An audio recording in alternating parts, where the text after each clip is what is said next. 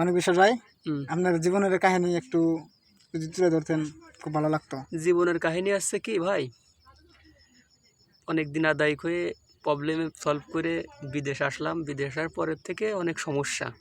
এখানে তো কাজের সমস্যা সবাই দেখতেছেন, কাজ করতেছি, ডিউটি করতেছি। হুম হুম কিন্তু সব থেকে দুঃখের বিষয়টা হচ্ছে যে এখানে আসার পরে বাপটারে হারাই ফেললাম। হুম। খুব কষ্টে আছি। বাপটা মারা গেছে 3 তারিখে। আজ খুব কষ্টের দিন, তাই এখানে ফাঁকা এসে বসে আছি। তো আপনার একটা জীবন সম্পর্কে একটা মানে মন থেকে সবচেয়ে মনে করেন যদি ভালো লাগে এরকম একটা যদি সবার মাঝে বলতেন, একটা গান বলতেন, অনেক ভালো লাগতো।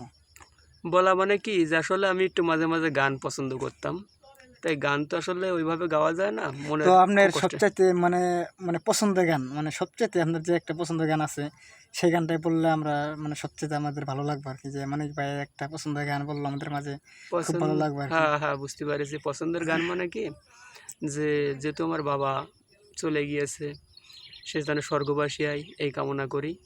আর আপনারা সবাই মুসলিম ধর্মে যারা আছেন সবাই দোয়া করবেন আমার বাবার জন্য। আর হিন্দু ধর্মে যারা আছেন সবাই তার জন্য দোয়া করবেন।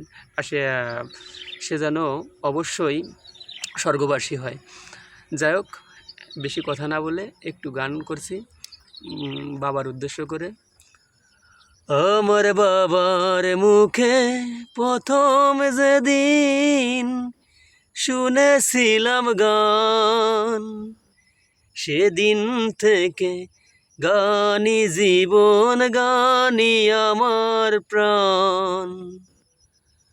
আমার বাবার মুখে প্রথম যেদিন শুনেছিলাম গান, সেদিন থেকে গানই জীবন, গানই আমার প্রাণ।